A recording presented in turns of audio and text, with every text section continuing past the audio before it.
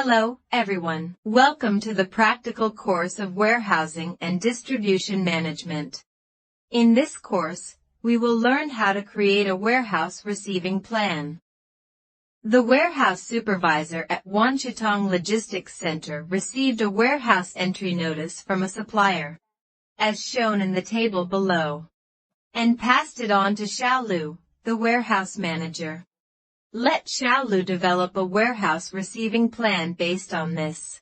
This shipment includes Lux Skin Brightening Shower Gel, GRI air conditioners, automotive AC compressors, and Honor routers. Detailed information is listed for the 4 types of goods regarding their specifications, quantity per package, unit weight, and stacking limit.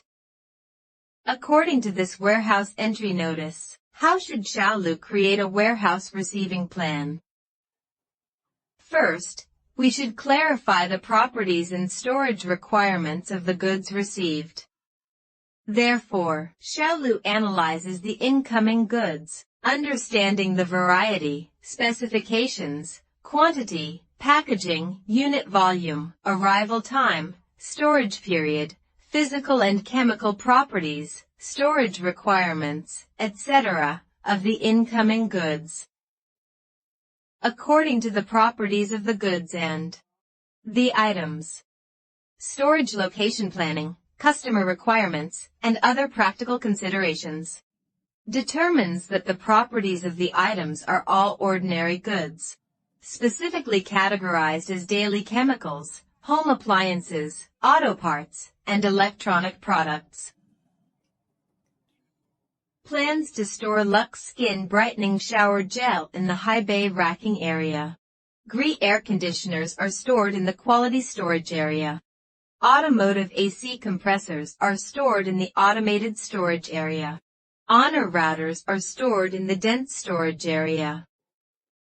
It is important to note that the storage conditions for some special items are quite strict, such as flammable and explosive items.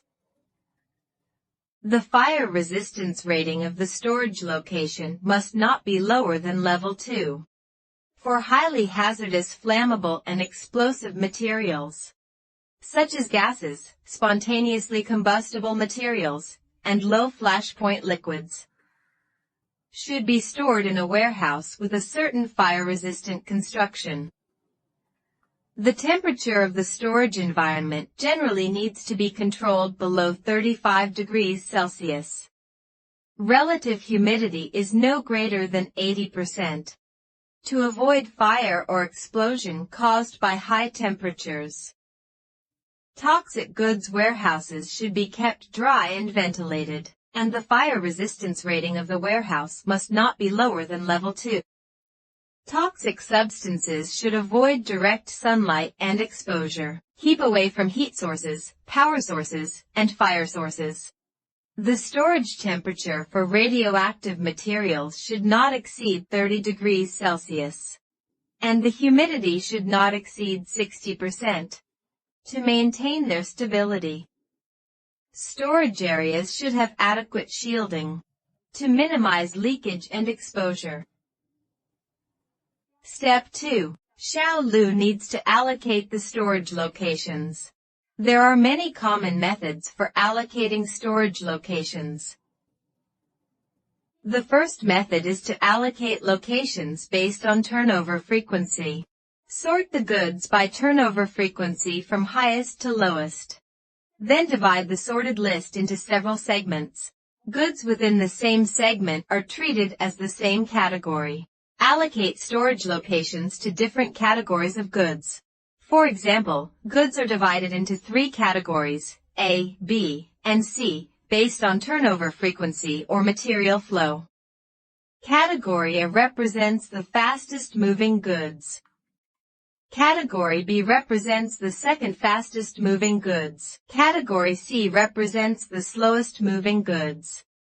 After classification, place the fast-moving category A goods in locations close to the exit or easily accessible locations. The second method is to allocate locations based on product similarity. Categorize goods according to some similar characteristic. For example, small parts are grouped together. Small ornaments are grouped together. Goods with similar purposes are grouped together. Then place similar products in adjacent storage locations. The advantage is that the same storage and picking equipment can be used, facilitating zone storage. The disadvantage is that very similar products, such as electronic components, LCD screens, and mobile phones with identical packaging, may have different models but have the same packaging appearance, leading to picking errors. The third method is to allocate locations based on product correlation. Place products with strong correlations in adjacent locations. For example, products that are frequently bundled together are stored as a group in adjacent locations. Products that are frequently used together are stored as a group in adjacent locations, such as laundry detergent and fabric softener, or coffee and sugar. The fourth method is to allocate locations according to the FIFO, first in, first out, requirement. Allocate locations based on production date, product batch number, etc. Easily meets the FIFO requirement. The fifth method is to allocate locations according to volume.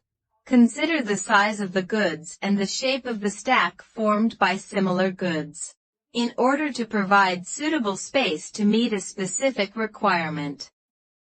Sixth, allocate locations based on weight characteristics. Determine storage location based on the weight of the goods. Heavier goods are placed on the ground or on the lower shelves, closer to the entrance, to shorten the handling distance and improve the efficiency of warehouse operations. Seventh, allocate locations based on product compatibility.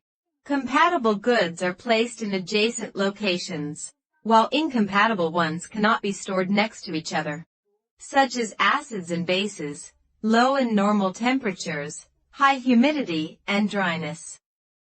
Eighth, allocate locations based on the principle of complementarity.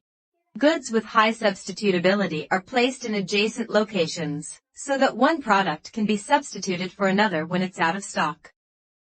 Next, we'll allocate locations based on turnover frequency. This applies the classification of interaction volume based on historical statistics. Extract the outbound records of the goods from the warehouse, and calculate using the ABC classification method of material movement, and obtain the ABC classification results. The first step is to classify and summarize outbound information and arrange it in reverse order. Take the high bay racking area as an example. The second step is to calculate the percentage of variety, the percentage of outbound quantity, and the cumulative percentage of variety, cumulative percentage of outbound quantity, etc. Third step, classify according to the ABC classification standard of material movement.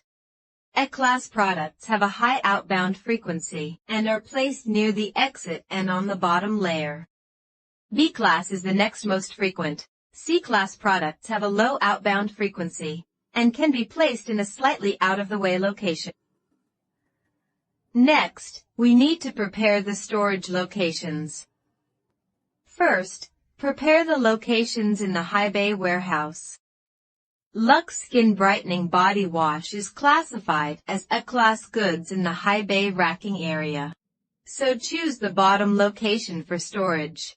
So, how many locations and pallets need to be prepared? When calculating the number of storage locations and pallets, the following factors should be considered. The first is the type and packaging specifications of the planned inbound varieties. When stacking goods on pallets, do not exceed their stacking height limit. The second is the specification of the pallet.